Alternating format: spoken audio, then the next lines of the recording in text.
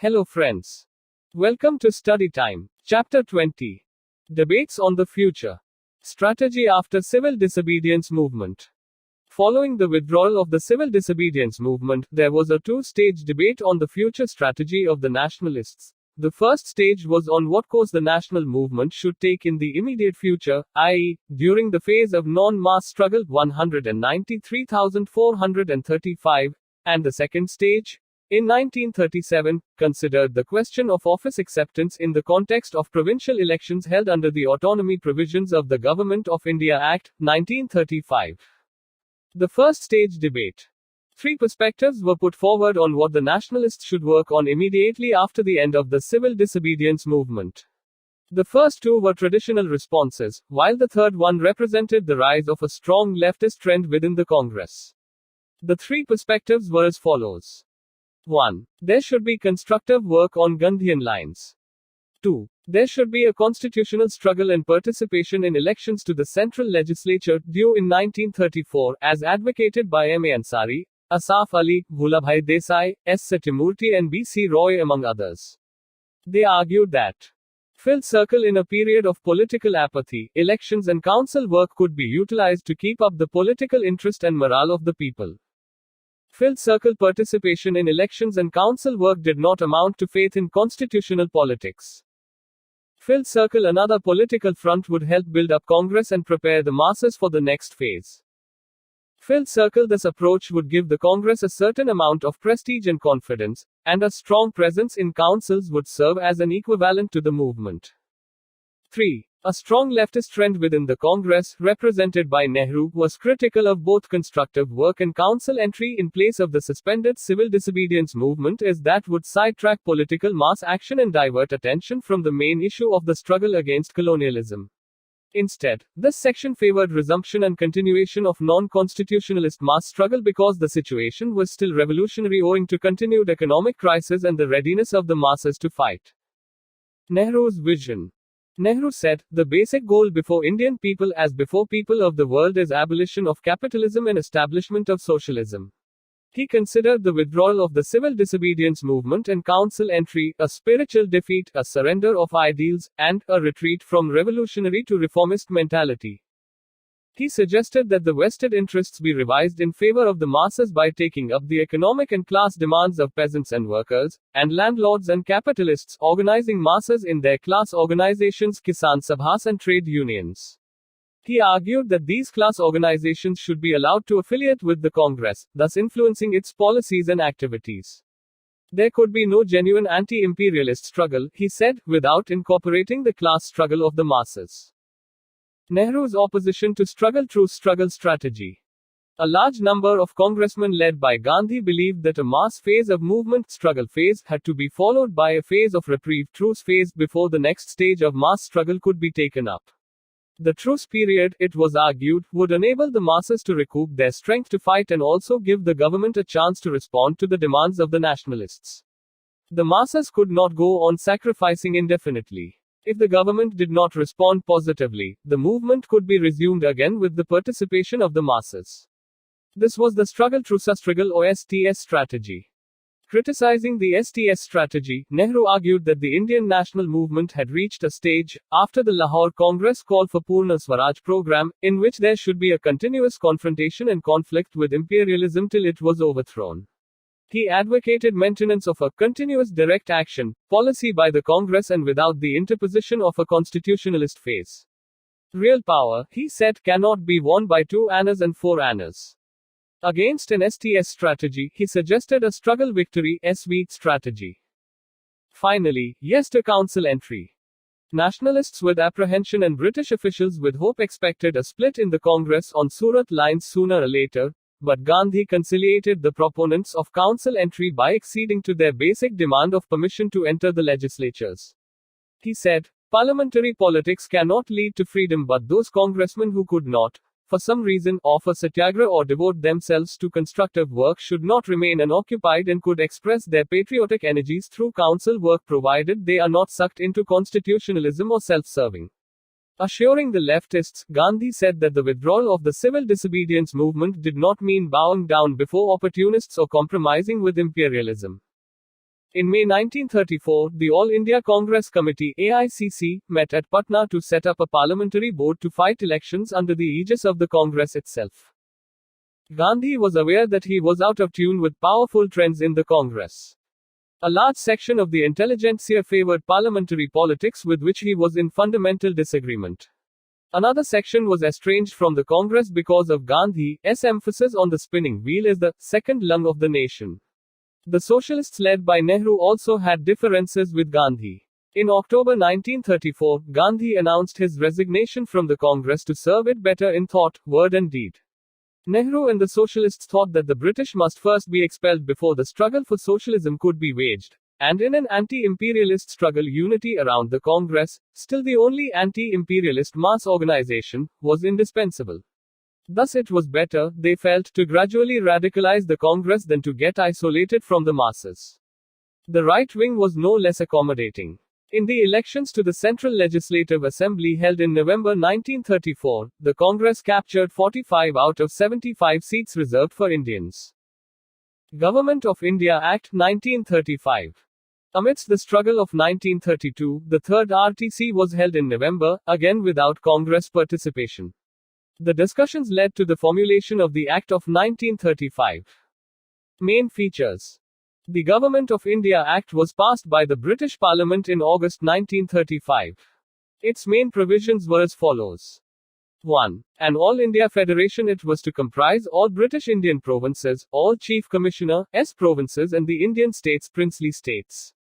The Federation's formation was conditional on the fulfillment of states with allotment of 52 seats in the proposed Council of States should agree to join the Federation, and aggregate population of states in the above category should be 50% of the total population of all Indian states. Since these conditions were not fulfilled, the proposed federation never came up. The central government carried on up to 1946 as per the provisions of Government of India Act, 1919. 2. Federal level, executive field circle. The Governor-General was the pivot of the entire constitution.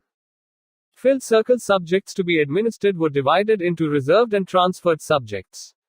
Reserved subjects, foreign affairs, defense, tribal areas and ecclesiastical affairs, were to be exclusively administered by the Governor-General on the advice of executive councillors. Executive councillors were not to be responsible to the central legislature. Transferred subjects included all other subjects and were to be administered by the Governor-General on the advice of ministers elected by the legislature. These ministers were to be responsible to the federal legislature and were to resign on losing the confidence of the body. Field Circle Governor-General could act in his individual judgment in the discharge of his special responsibilities for the security and tranquility of India. Legislature Field Circle. The bicameral legislature was to have an upper house, Council of States, and a lower house, Federal Assembly. The Council of States was to be a 260-member house, partly directly elected from British Indian provinces and partly 40% nominated by the princes. The Federal Assembly was to be a 375-member house, partly indirectly elected from British Indian provinces and partly one-third nominated by the princes. Field Circle. Oddly enough, election to the Council of States was direct and that to the Federal Assembly, indirect. Field Circle Council of States was to be a permanent body with one-third members retiring every third year. The duration of the Assembly was to be 5 years. Field Circle. The three lists for legislation purposes were to be federal, provincial and concurrent. Field Circle members of Federal Assembly could move a vote of no confidence against ministers. Council of States could not move a vote of no confidence. Field Circle. The system of religion-based and class-based electorates was further extended. Field Circle. 80% of the budget was non-votable. Field Circle Governor-General had residuary powers. He could restore cuts in grants, b. certify bills rejected by the legislature, c. issue ordinances and d. exercise his veto.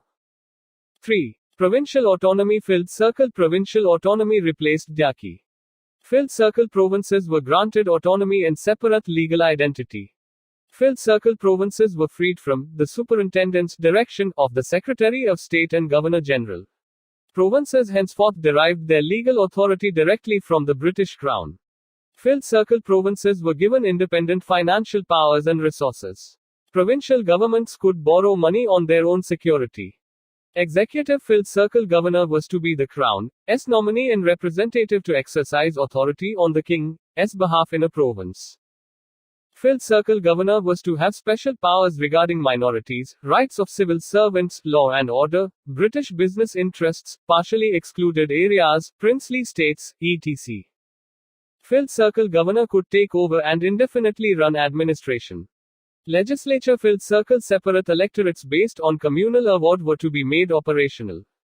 Filled circle all members were to be directly elected. Franchise was extended, women got the right on the same basis as men. Filled circle ministers were to administer all provincial subjects in a council of ministers headed by a premier. Filled circle ministers were made answerable to and removable by the adverse vote of the legislature. Filled circle provincial legislature could legislate on subjects in provincial and concurrent lists.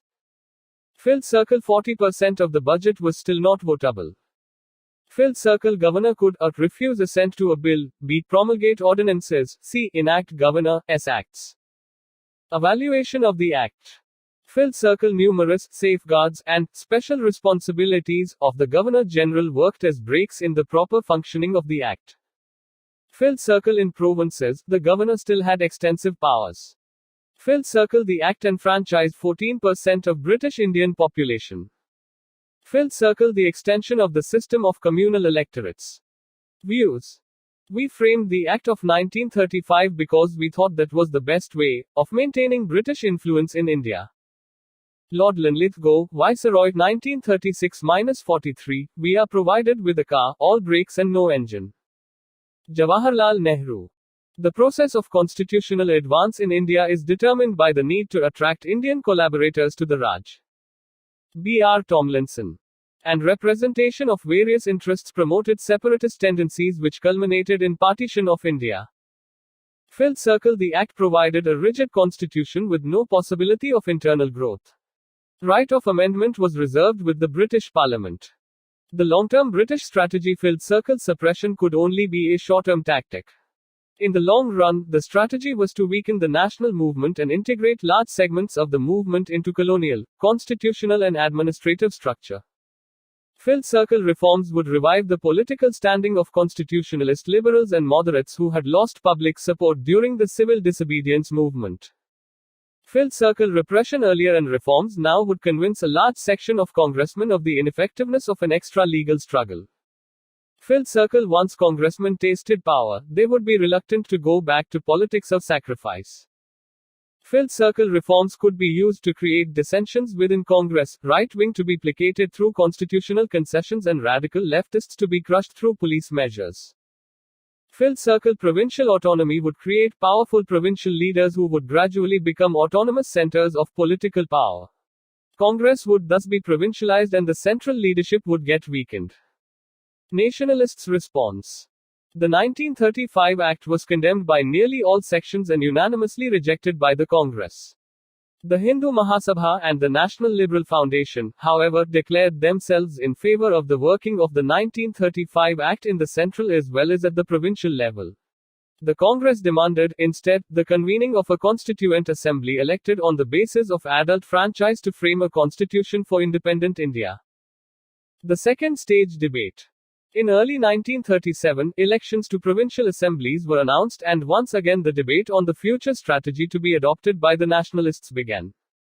Everyone in the Congress agreed that the 1935 Act was to be opposed root and branch, but it was not clear how it was to be done in a period when a mass movement was not yet possible.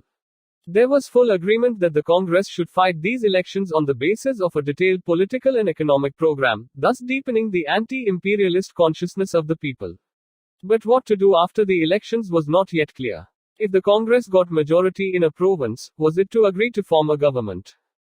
There were sharp differences over these questions among the nationalists. The two sides of the debate soon got identified with the emerging ideological divide along the left and right lines. Divided opinion. Jawaharlal Nehru, Subhash Bose, and Congress. Socialists and communists were opposed to office acceptance and thereby in the working of the 1935 Act because they argued that it would negate the rejection of the Act by the nationalists. It would be like assuming responsibility without power. Also, it would take away the revolutionary character of the movement as constitutional work would sidetrack the main issues of freedom, economic and social justice, and removal of poverty. As a counter-strategy, the leftists proposed entry into the councils with an aim to create deadlocks, thus making the working of the act impossible, older Swarajist strategy. And, as a long-term strategy, they advocated an increased reliance on workers and peasants, integration of their class organizations into the Congress, thus imparting a socialist direction to the Congress and preparing for the resumption of a mass movement. The proponents of office acceptance argued that they were equally committed to combating the 1935 Act, but work in legislatures was to be only a short-term tactic since option of a mass movement was not available at the time, and mass struggle alone was capable of winning independence. Capture or rejection of office was not a matter of socialism but of strategy. They agreed that there was a danger of being sucked in by wrong tendencies, but the answer was to fight these tendencies and not to abandon office. The administrative field should not be left open to pro-government reactionary forces. Despite limited powers, provincial ministries could be used to promote constructive work. Gandhi's position. Gandhi opposed office acceptance in the CWC meetings, but by the beginning of 1936, he was willing to give a trial to the formation of Congress ministries. In its sessions at Lucknow in early 1936 and Fasba in late 1937, the Congress decided to fight elections and postpone the decision on office acceptance to the post-election phase. The Congress resolution was not to submit to this constitution or to cooperate with it, but to combat it both inside and outside the legislature so that it can be ended. In February 1937, elections to the provincial assemblies were held. Elections were held in 11 provinces: Madras, Central Provinces, Bihar, Orissa, United Provinces, Bombay Presidency, Assam, NWFP, Bengal, Punjab and Sindh. These elections were the first in which a larger number of Indians than ever before were eligible to participate.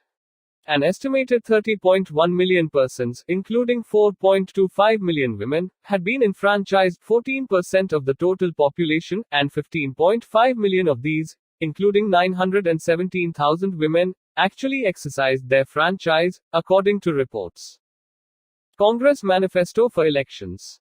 The Congress Manifesto reaffirmed total rejection of the 1935 Act, and promised release of prisoners, removal of disabilities on the basis of gender and caste, radical transformation of the agrarian system, substantial reduction of rent and revenue, scaling down of rural debts, cheap credit and right to form trade unions and to strike.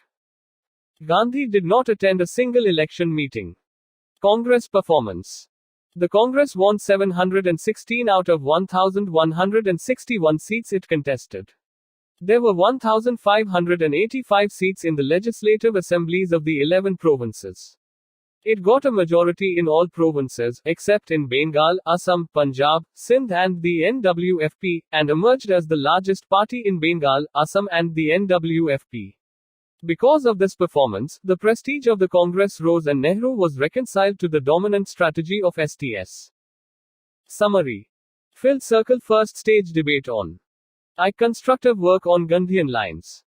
E. Constitutional struggle and participation in elections. E. Rejection of constructive work and constitutional struggle, continuation of CDM. Filled Circle Government of India Act, 1935. Proposed, an All India Federation, bicameral legislature at the centre, provincial autonomy, 3 lists for legislation, federal, provincial and concurrent. At centre, subjects to be administered divided into reserved and transferred categories. Provincial legislators to be directly elected. Early 1937, elections to provincial assemblies held. Congress ministries formed in Bombay, Madras, Central Provinces, United Provinces, Bihar, Orissa, Assam and NWFP. Filled Circle Second Stage Debate. Nehru, Subhas, Congress and Socialists opposed office acceptance. Leftists proposed entry into the councils with an aim to crease deadlocks.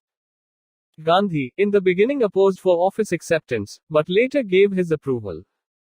Congress sessions at Lucknow 1936 and Fasba 1937 decided to contest elections. The end. Thank you for listening. Please like, share, comment and subscribe.